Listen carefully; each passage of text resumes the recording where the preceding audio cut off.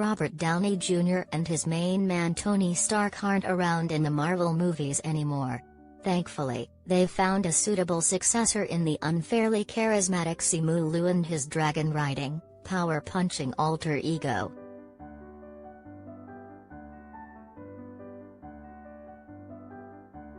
Shang-Chi and the Legend of the Ten Rings, out of 4, rated PG-13, in theaters September 3, puts martial arts and Asian-influenced fantasy elements on display in the Marvel Cinematic Universe for the first time, because we're just going to forget that Netflix Iron Fist show ever happened. As the debuting title superhero and a new champ for representation, Liu exudes likability, swagger and depth, plus forms a great buddy action combo with co-star Awkwafina, and Shang-Chi really cooks when he's in a street-fighting groove. However, director/co-writer Destin Daniel Cretton's ambitious adventure loses some of that storytelling momentum when diving into its involved mythology.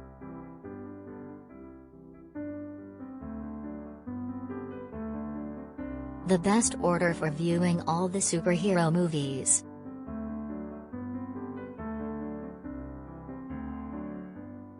Even when the film veers very strange, with magical creatures and over-the-top personalities, Liu's subtle charm keeps the audience engaged as his character weathers a number of physical and personal obstacles.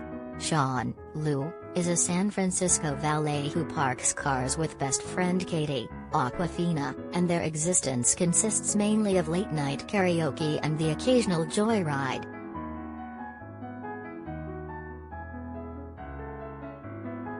That is, until one day on the bus, they're attacked by a band of bad guys led by the vicious Razorfist, Florian Munteanu. Katie's surprised to find her butt-battling villains like a kung fu Spider-Man, and one of them nabs a pendant from Sean that his late mother Lee, Fala Chen, gave him.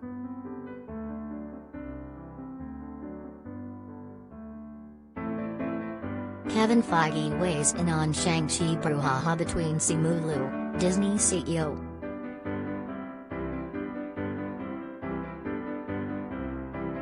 To get it back, Sean flies off to China with Katie in tow, revealing to her that his real name's actually Shang-Chi, pronounced like Sean with an extra G, and he was raised by his ruthless father Wenwu, a magnetic Tony Leung, to be a young assassin for the shadowy Ten Rings army.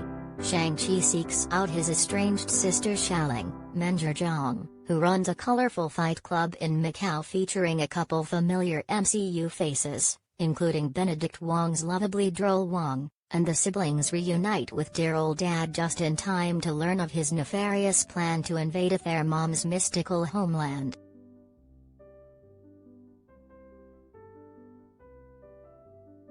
The best action sequences are actually front-loaded. Shang-Chi enjoyably fights goons video game style on the aforementioned San Francisco bus as well as atop flimsy scaffolding on a Chinese high-rise, and there's a meet-cute flashback where Wenwu and Li engage in an elegant martial arts encounter a la Crouching Tiger, Hidden Dragon. That's one of the more intimate moments in MCU lore. Those bits are a breath of fresh air to the usual superhero CGI fests, though we get that here, too. A clash featuring father, son and 10 magical rings is pretty much if Doctor Strange and Black Panther had a battle baby.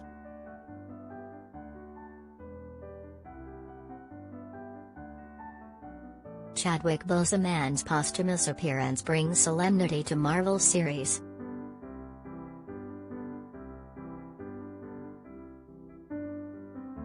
While most of its characters are new to the universe, Shang-Chi is very much a part of the Marvel landscape. It most notably pays off, and fixes to a degree, the divisive Mandarin subplot from Iron Man 3 plus charts a path forward, of course.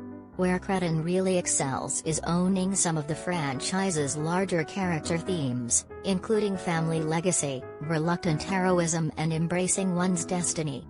Shang-Chi and Katie are both souls needing to find purpose, and Liu and Awkwafina give them a winning relatability, even when driving through a forest that's trying to eat them.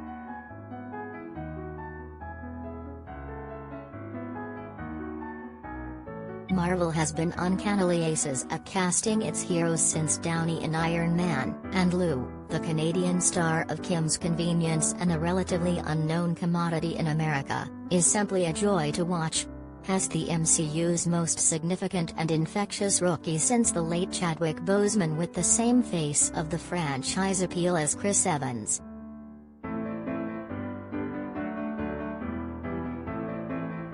OG A-listers like Downey, Evans and Scarlett Johansson departing and making way for Liu, alongside other new headliners like Anthony Mackie and Florence Pugh, gives the MCU the refreshing kick in the face it needs, even if the Shang-Chi plot sometimes seems stuck using the same old moves.